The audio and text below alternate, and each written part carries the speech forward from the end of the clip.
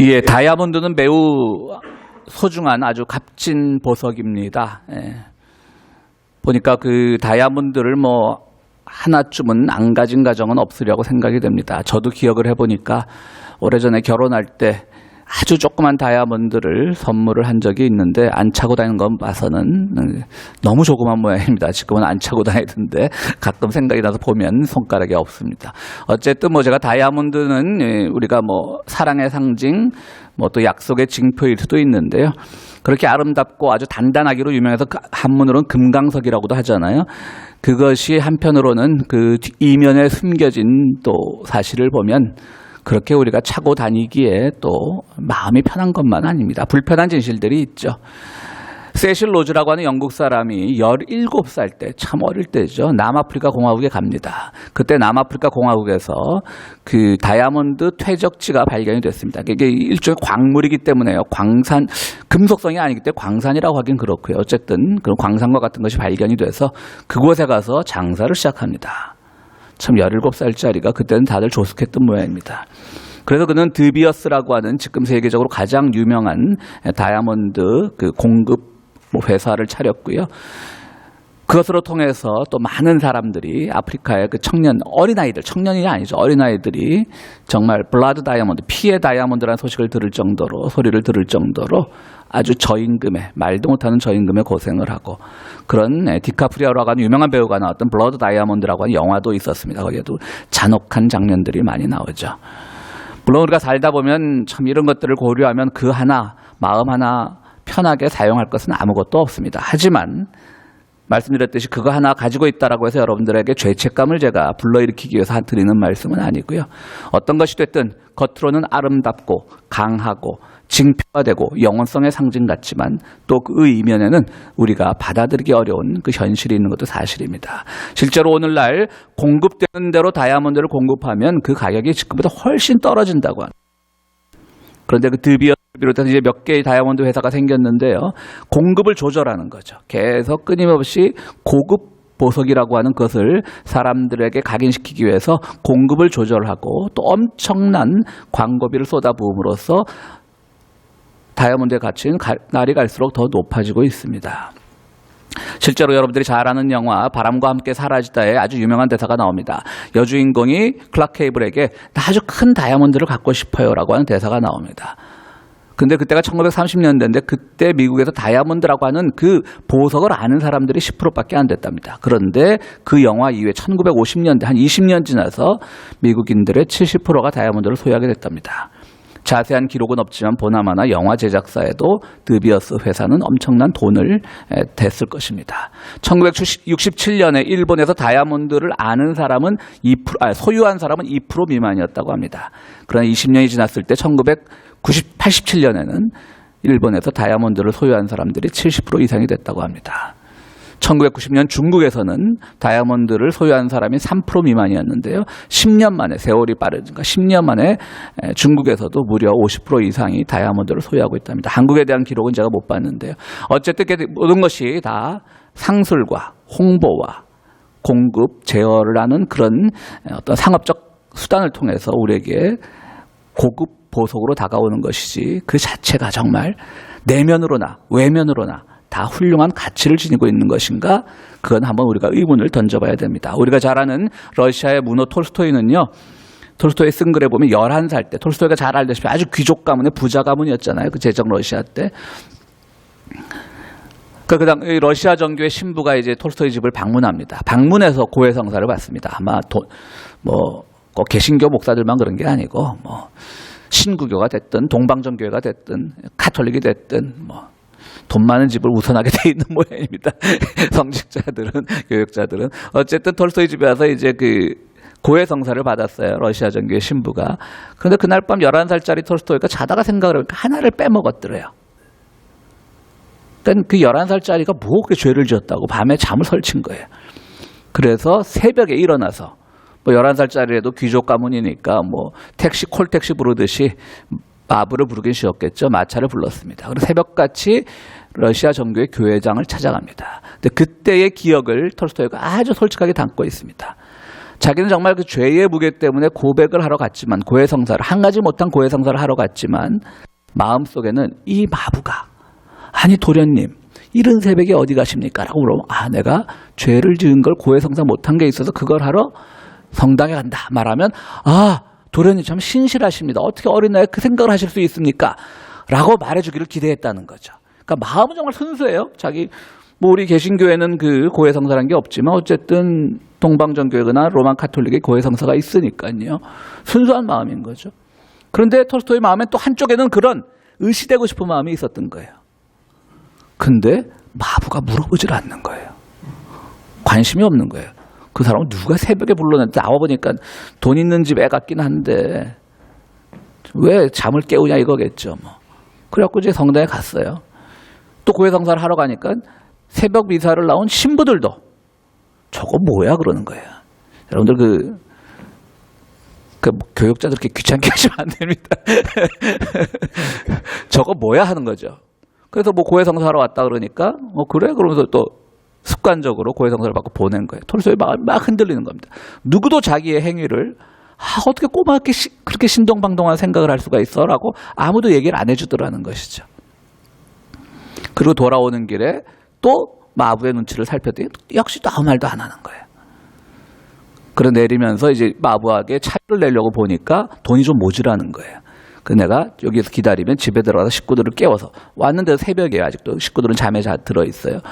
식구들을 깨워서 돈을 받아 나오겠다 그러니까 마부가 벌컥 화를 냅니다.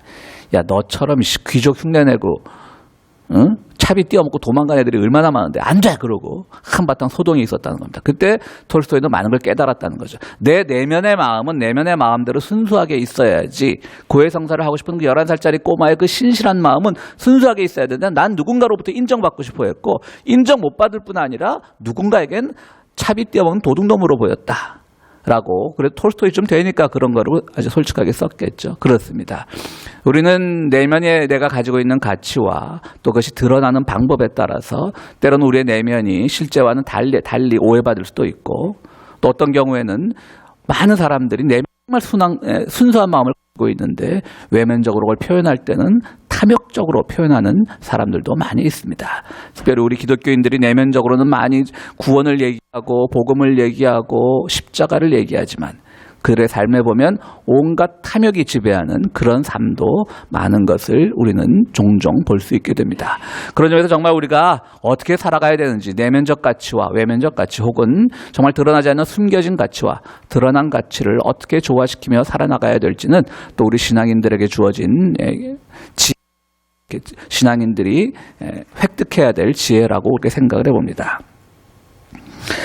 오늘 본문에서, 마태복음 본문에서 하나님 나라의 비유를 말하면서 세 가지 비유를 말씀하십니다.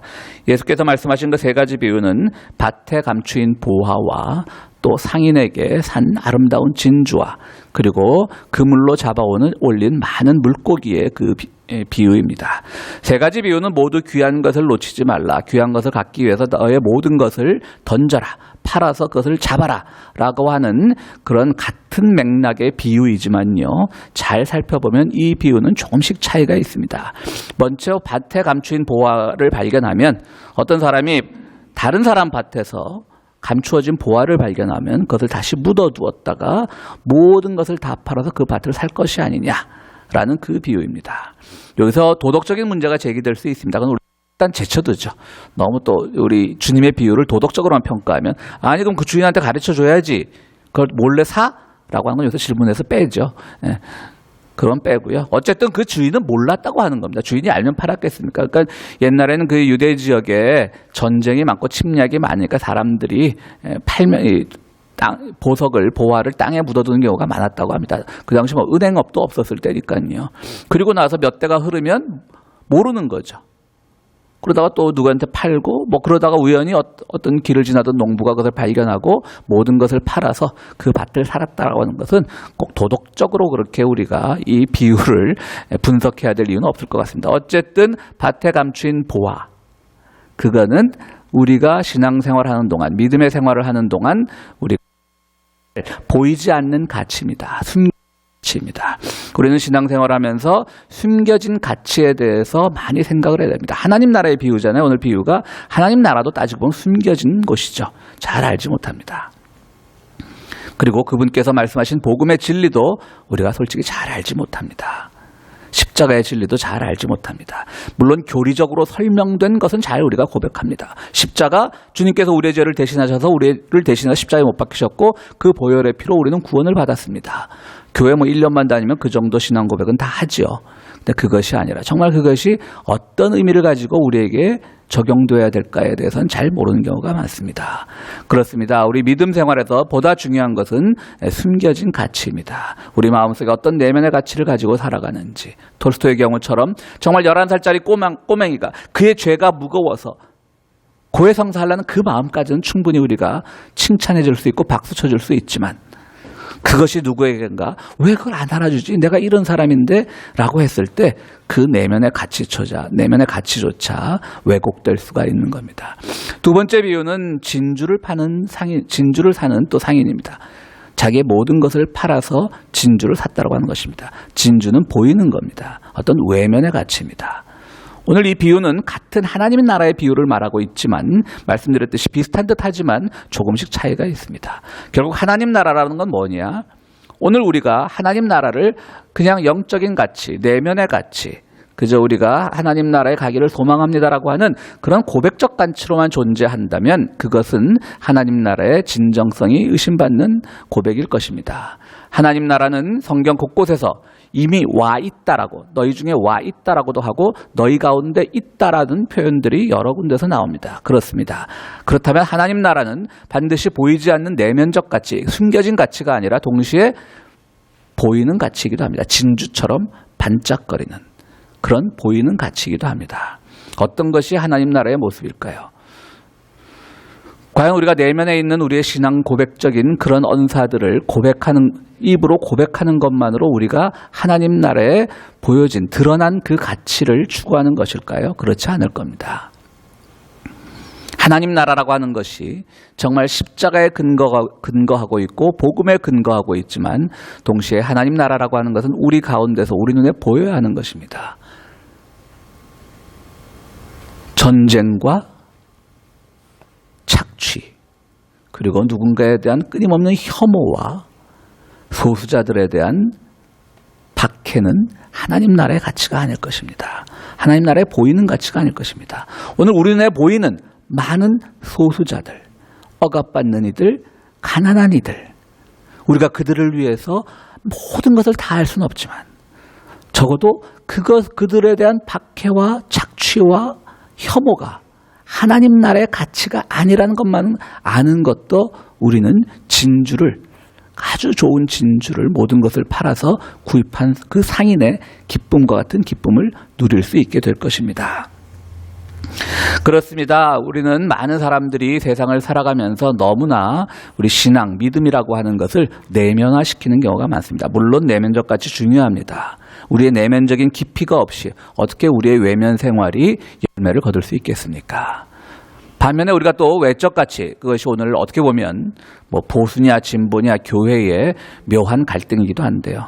또 어떤 이들은 너무나 외면적 가치만 추구하다 보니까 그들 안에 있는 숨겨진 지혜, 숨겨진 진리에 대해서 무관심하게 넘어가는 경우가 많습니다. 그러나 이 두 가지가 잘 조화될 때 참으로 우리의 신앙은 깊어지고 하나님 나라는 더욱더 우리에게 아주 구체적으로 다가올 것입니다.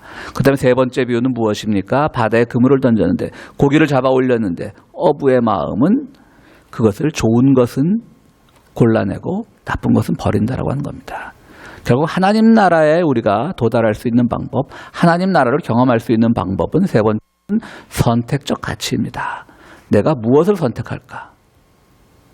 아까 우리 문장님 시에도 나왔지만 45년 전 그 30대 후반의 젊은이들은 예와 아니오를 할 수 있는 그런 교회를 추구하면서 교회를 세웠다고 말씀하셨습니다. 오늘 우리는 중형이란 이름으로, 중도란 이름으로 너무 교회는 그냥 좌고우면하지 않고 그렇게 신앙생활하는 것이 최고의 가치인 걸로 착각하는 사람들이 많이 있습니다. 물론 우리가 예라고 했던 것들이 아니오가 될 수도 있습니다. 그리고 우리가 아니오라고 했던 것들이 예가 될 수도 있습니다. 그러나 무엇보다도 우리가 그것을 선택하는 과정에서 과연 하나님이라면, 예수님이라면 어떻게 하셨을까를 생각하면 예수님은 민족도 패하고 다 그러라고 하셨는데 저도 예수님의 가치, 하나님의 가치를 생각하면 백주대 낮에 이스라엘 국기를 흔드는 일은 없을 겁니다. 극단적으로 말하면 민족이라고 하는 것, 국가라고 하는 것은 신앙에서 보면 부정되어야 될 것이지만 그러나 우리가 몸담고 살아가는 우리의 민족이라는 것을 생각하면 우리 고국을 또 우리가 이 교민사회를 위해서 기도하는 것은 필요하지만 그것이 폭력으로 전환되고 폭력을 옹호하는 세력들의 깃발을 흔드는 그런 행위가 과연 예와 아니오의 과정에서 선택적 진리에서 우리가 바른 선택을 하고 있는 것일까요? 그런데 그들의 목소리가 커지는 그런 슬픈 세상을 우리는 살고 있습니다. 그렇습니다. 세 번째, 우리가 그 생선, 잡은 생선을 좋은 것과 나쁜 것으로 나누는 그 선택적 진리, 그것이 참으로 중요합니다. 예전에 우리 산을 좋아하시는 분들 오늘 몇 분 계신데 김영도라고 하는 한국 산악계의 아주 유명한 분이 있습니다. 그분이 1977년에 우리나라 최초로 에베레스트 산을 등반할 때 그분이 이제 대장이었죠. 그분이 직접 그 꼭대기까지 올라가시는 건 알 겁니다. 그럼 본래 그런 분들이 이제 베이스 캠프만 있는데. 그리고 그 당시 1977년에 굉장히 유명했어요. 근데 그분이 우리 동네 살았어요. 그런데 유정의 국회의원이었어요. 유정이가 뭔지 아시죠? 박정희가 유신 정권 하기 위해서 자기가 정당이 아니라 자기가 뽑은 국회의원. 그게 상권 분립에 완전히 위배되는 거죠. 저도 참 어릴 때인데도요. 딱 신문 보니까 훌륭한 분 같았어요. 근데 유정의 국회의원이라 동네 분인데 인사도 안 하고 지나갔던 그런 기억이 납니다. 제가 좀 그러고 살았습니다. 예와 아니오가 정확했습니다. 호불호가 정확했습니다. 어쨌든 근데 그분을 그렇게 탓하려는 건 아니고 그건 딱 제쳐두고 한국 산악 역사에 있어서도 굉장히 유명한 분이죠. 그렇죠, 유한정 집사님? 한국 산악 역사에도 굉장히 유명한 분인데요. 그분의 일화 중에 이런 게 있어서 제가 소개를 하려고 그분 얘기 끝냈습니다. 그분이 에베레스트 산을 처음 등정할 때 산소통을 가져갔는데 그 산소통과 이거 불어야 되는 이 호흡기 사이에 그게 맞지 않는 거였다고 합니다. 다 좋은 거겠죠. 그때 그게 프랑스제 산소통이었다 그러던가 어쨌든. 그리고 입에 부는 그 마개도 좋은 거였겠지만 둘이 맞지 않은 겁니다. 실제로 캠핑을 해보시는 분들은 아시겠지만 그 일회용 가스 버너를 위해서 가스를 사나갔을 때 그 가스 주입구가 버너와 맞지 않아서 무용지물이 되는 경우, 그런 것과 비슷한 거겠죠. 그래서 이걸 무산소 등정을 해야 되나 고민을 하던 차에 하필이면 그때 묘하게 다른 나라 팀들이 버리고 간 산소통이 발견됐다고 합니다. 그래서 그것을 주워서 우리가 무산소 등반하지 않고 그 산소로 대신 등반을 할 수 있었다고 합니다. 제가 이 예화를 설명드리는 것은 그렇습니다. 최상의 에베레스트 산을 최초로 오르기 위해서 얼마나 준비를 잘했겠습니까? 마스크도 이 산소 호흡기 중간 기기 호스라 그래야 되나요? 그것도 좋은 것을 썼을 것이고 산소통도 최상의 것을 썼겠지만 그것이 서로 맞지 않았을 때 그 선택이 잘못된 것 될 수밖에 없는 것이죠. 우리는 아무리 훌륭한 가치를 가지고 있어도 그것이 서로 간에 맞지 않을 수가 있는 겁니다. 그것이 바로 오늘 숨겨진 진리, 숨겨진 지혜, 숨겨진 보물과 드러난 보물, 그 차이를 우리가 말하는 겁니다. 그것이 잘 맞을 수 있도록 하는 것이 바로 선택적 지혜이고 선택적 우리의 은사라고 말할 수가 있는 겁니다. 오늘 우리 평화의 교회는 정말 지난 45년 동안 정말 숨겨진 진리와 또 드러난 진리, 숨겨진 가치와 드러난 가치를 찾기 위해서 그 사이의 선택의 길목에서 항상 좋은 쪽을 선택했다라고 자부해온 교회입니다. 물론 우리의 선택이 다 옳았던 것은 아닙니다. 교세는 축소됐고 교세의 축소에 따른 여러 가지 또 어려움들도 우리가 겪고 있습니다. 그러나 적어도 우리 평화의 교회는 보화와 진주를 구별하는 교회, 그러기 위해서 하나의 올바른 선택이 무엇인가를 고민했던 교회로 45년을 지탱해왔던 것은 사실입니다. 오늘 우리 교회에 속한 교우들은 그것에 대해서 자부심을 가지고 또 오늘 함께해 주신 여러분들은 저희들이 앞으로도 계속 이 교회가 약하지만 지속될 수 있도록 격려를 해주시기 부탁을 드립니다. 많은 기도를 해주시기 부탁을 드립니다. 오늘 그러나 그 진리, 그 가치를 사기 위해서는 무언가를 버려야 된다고 말씀하십니다. 무엇을 버릴까요? 때로는 그릇된 교회 지도자들은 교회에 많은 것을 바치라는 의미로 이 본문을 해석하기도 합니다. 저는 그런 설교하지 않겠습니다. 뭐 바치라고 해도 우리 교회는 그렇게 다 바칠 분들도 아니니까요. 과연 내가 무엇을 바쳐야지? 여러분들 보세요. 진주를 사고 밭에 감추인 보화를 사기에는 그에 합당한 것을 팔았겠죠. 오늘 본문에서 우리가 그 설명이 생략되어 있으니까 자꾸 착각들을 하는데 아무거나 팔아서 그걸 살 수는 있었던 건 아닐 겁니다. 땅값, 합당한 땅값을 지불해야 됐을 것이고 합당한 진주값을 지불해야 될 것입니다. 근데 돈이 없으니까 다른 가진 모든 것을 팔았는데 집에 뭐 먹다 남은 콜라캔 몇 개 팔아서 살 수 있는 건 아닐 겁니다. 분명히 그에 합당한 가치를 등가의 가치가 있는 것을 팔아서 샀을 것입니다. 그렇다면 오늘 우리가 정말 이것은 우리 교회 교인뿐 아니라 오늘 방문한 모든 분들에게도 드리고 싶은 말씀은 내가 추구하는 가치대로 살기 위해서는 우리는 버려야 할 것이 있다는 얘기입니다. 무엇을 버려야 할까요? 때로는 내 자존심도 버려야 되고요. 또 내가 그릇된 어떤 고집 같은 그릇된 가치도 버려야 될 것이고요. 때로는 내가 어떤 형태로든 가지고 있는 기득권 같은 것도 버려야 할 것입니다. 그것을 버려야지 하나님 나라의 가치를 우리가 획득할 수 있는 것이지 그저 그야말로 헌금통에 달랑 떨어지는 그것 하나만으로 내가 하나님 나라의 가치를 소유했다라고 하는 그런 것은 전혀 등가가 되지 않습니다. 그것은 정말 잘못된 심리인 것이죠. 오늘 우리 평화의 교인들뿐 아니라 평화의 교회 교인들뿐 아니라 오늘 우리 45주년 기념 예배를 위해 방문해 주신 여러분들에게 다시 한번 감사의 말씀을 드리고요. 과연 우리 교회가 어떤 가치를 추구하며 살아왔는지 그리고 우리가 추구해왔던 내면의 가치와 외면의 가치는 과연 선택적으로 바르게 맞았었는지 늘 생각하시고 그것을 위해서 우리는 무엇을 버릴 수 있는지도 동시에 고백하는 여러분들이 되시기를 바랍니다.